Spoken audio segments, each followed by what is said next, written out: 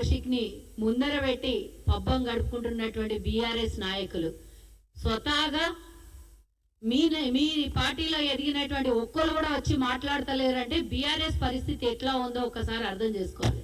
నిజంగానే బీఆర్ఎస్ నాయకులకి నిజంగా ఉద్యమంలో పోరాటం చేసి ఈరోజు కొంత భాగం మిగిలిపోయినటువంటి బీఆర్ఎస్ నాయకులు ఎవరు కూడా ముందుకు వచ్చి మాట్లాడట్లేదు అంటే వాళ్ళ చరిత్ర పూర్తి స్థాయిలో గమనించిన వాళ్ళు ఉన్నారు కాబట్టి ఒక్కడు కూడా వచ్చి బయటకు వచ్చి మాట్లాడతలేరు. గతంలో మహబూబ్ నగర్ ఎమ్మెల్యే లేకపోతే ఇంకో ఎమ్మెల్యే ఇద్దరు ముగ్గురు మాట్లాడుతుండే, లేకపోతే సుమన్ మాట్లాడుతుండే.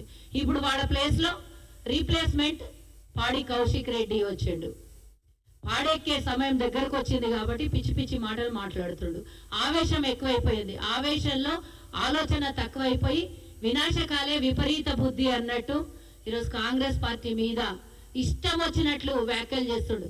ఈరోజు నేను కాంగ్రెస్ పార్టీ మీద కాదు, మా తెలంగాణలో ఉన్నటువంటి అరభాగం కన్నా ఎక్కువగా 51% ఉన్నటువంటి మహిళల్ని ఉద్దేశించి నువ్వు ఏదైతే అవమానం చేసినావో దాని గురించి మాట్లాడదలుచుకున్నాను. నేను మాట్లాడితే కాంగ్రెస్ పార్టీని తిట్టి పోస్తున్నావు కదా. అసలు తెలంగాణ ఉద్యమంలో తెలంగాణ కోసం కొట్లాడినటువంటి భాగస్వామ్యం ఎంత? నువ్వు ఆంధ్ర పెత్తందారులకు పబ్బం కట్టి నువ్వు ఆ రోజు వైఎస్ఆర్సీపీ రాళ్లు పట్టుకొని తెలంగాణ ఉద్యమకారులని తరలించి కొట్టినటువంటి చరిత్ర నీది.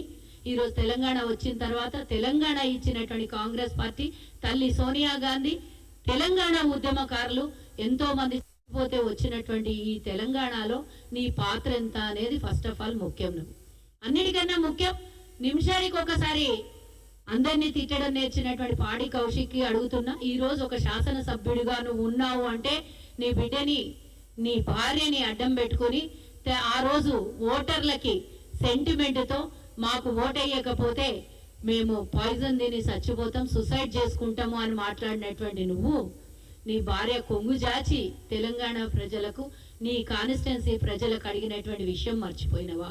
మరి అక్కడ ఉన్నటువంటి ఓటర్లు నీకు ఓటేస్తే వాళ్ళు మహిళలు కాదా?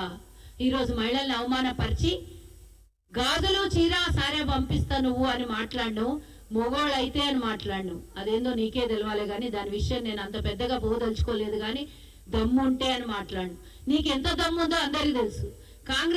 కాంగ్రెస్ లో పెరిగి రాహుల్ గాంధీ పక్కన డ్రైవింగ్ చేసి కూర్చున్నటువంటి నువ్వు రాహుల్ గాంధీని ప్రశ్నించే స్థాయికి పోయినావు అంటే అసలు ఎక్కడి నుంచి రాజకీయం నేర్చుకున్నావు? నీకు అవకాశం ఇచ్చినటువంటి కాంగ్రెస్ పార్టీ, నీకు ఒక లీడర్ గా తయారు చేసినటువంటి కాంగ్రెస్ పార్టీని మాటికి తిట్టి ఏఐసిసి మాజీ అధ్యక్షుడు ప్రస్తుత ఎంపీ మరి ఈరోజు ప్రతిపక్ష నాయకుడైనటువంటి రాహుల్ గాంధీని ప్రశ్నించి పార్టీ ఫిరాయింపుల గురించి మాట్లాడుతున్న నువ్వు ఫస్ట్ ఆఫ్ ఆల్ నువ్వే మాట్లాడాలి. ఈ పార్టీల గురించి, ఫిరాయింపుల గురించి. వైఎస్ఆర్సీపీ, కాంగ్రెస్, బీఆర్ఎస్ అడక తినేటోనికి 60 ఊర్లంట, వండుకొని తినేటోనికి ఒక ఇల్లు అంట. ఇట్లా కేసీఆరే వేరే పార్టీ నుంచి వచ్చి పార్టీ పెట్టుకున్నాడు. టీడీపీ నుంచి, కాంగ్రెస్ నుంచి అన్ని పార్టీలు తిరిగేసి వచ్చినటువంటి మీ నాయకుల గురించి మాట్లాడాలి కదా నువ్వు. ముఖ్యంగా 12 మంది ఎమ్మెల్యేలు కొనుగోలు చేసినప్పుడు ఈ పార్టీలు ఉంటేవి కదా నువ్వు. అప్పుడు ఎందుకు నోర్లు ఇవ్వలేదు నీకు? అంటే ఈడుండి ఆడ అన్నం తిన్నావా నువ్వు? 12 మంది వెళ్ళిపోయినప్పుడు ఇదే మాట ఎందుకో మాట్లాడలేదు? ఆ రోజు నువ్వు పార్టీలో భాగస్వామ్యం కదా. ఇప్పుడంటే శాసనసభ్యునివి, కానీ అప్పుడు కూడా నువ్వు పార్టీలో ఒక నాయకునివి కదా. అప్పుడు కూడా ఎందుకు ఇన్ని మాటలు మాట్లాడలేవు? కేసీఆర్ ని ఇన్ని తిట్లు తిట్టలేవు ఎందుకో నువ్వు? మరి ఈ రోజు ఎందుకు అని అంటే కేసీఆర్ ని పొగిడితే రేపు పొద్దున ఒక పెద్ద హోదా ఏమన్నా ఇచ్చి కేటీఆర్ తర్వాత స్థానం ఇస్తారేమో అనుకొని నువ్వు ఆశపడుతున్నావు. కేసీఆర్ ముంచుట్ల నంబర్ 1 అని నీకు తెలియదేమో. కేటీఆర్ అంతకన్నా ఎక్కడ ముంచుట్ల నంబర్ 1. నువ్వు తిట్టి నువ్వే అనవసరంగా రేపు పొద్దున ఇందాక మా సోదరి చెప్పినట్టు డిస్క్వాలిఫై అయినాయితో లేకపోతే మహిళలతో చెప్పు దెబ్బలన్న తింటావు. వాళ్ళకేం పోయింది? వాళ్ళకేం నొయ్యలేదు. నీతో తిట్లు తిట్టిపించి నీదే జీవితం నాశనం అయ్యే పరిస్థితికి తీసుకొస్తారు బీఆర్ఎస్ వాళ్ళు. ఈరోజు తెలంగాణలో ఉన్నటువంటి మహిళల్ని అవమానపరుస్తున్న నువ్వు ఒక తల్లి పుట్టలేదా? ఒక ఆడపిల్లని పెళ్లి చేసుకోలేదా? నీకు పుట్టినటువంటి ఆడపిల్ల బిడ్డ కాదా? కేవలం కేసీఆర్ బిడ్డ కవిత లిక్కర్ వ్యాపారం చేసి జైలుకు పోతే ఆమె అంతకుముందు బతుకమ్మ ఆడినటువంటి తెలంగాణ బిడ్డ, ఆమె ఒకతే మీ టీఆర్ఎస్ పార్టీలో మహిళ. ఆమె జైలుకు పోయినా పర్వాలేదు, ఆమె లిక్కర్ వ్యవహారం చేసినా పర్వాలేదు. కానీ తెలంగాణలో ఉన్నటువంటి మహిళల్ని మీరు అవమానిస్తారా? ఏడిపోయింది కవితమ్మ బయటికి రావాలి అని అడుగుతున్నా నేను. ఆమె స్వాగతం పలికినటువంటి బీఆర్ఎస్ నాయకులు ఈరోజు పాడి కౌశిక్ రెడ్డి తెలంగాణ బతుకమ్మ ఆడినటువంటి తెలంగాణ మహిళల్ని ఈరోజు అవమానపరుస్తున్నాడు. నీకేమైనా శాతనైతే దమ్ము ఉంటే కోర్టు పరిధిలో ఉన్నటువంటి ఎమ్మెల్యేల విషయం మాట్లాడదలుచుకోకుండా నీకు దమ్ము ఉంటే వాళ్ళతో పోటాపోటీగా మాట్లాడు, వాళ్ళతో యుద్ధం చెయ్యి. కానీ మహిళలని అఘోరపరిచి మహిళలను ఉద్దేశించి గాజులు పంపిస్తా, చీరలు కట్టుకొని మాట్లాడు, చీరలు కట్టుకొని వచ్చి ప్రెస్ మీట్ పెట్టు, చీరలు కట్టుకొని వచ్చి వ్యవహారం చేయని మాట్లాడుతున్నాం. మేమందరం ఇక్కడ మహిళలం ఉన్నాం, మేము కూడా నాయకులం ఉన్నాం, చీరలే కట్టుకుంటాం మేము కూడా. మరి మేమందరం రాజకీయం చేయట్లేదా? మేమందరం నాయకులుగా ఎదగలేదా?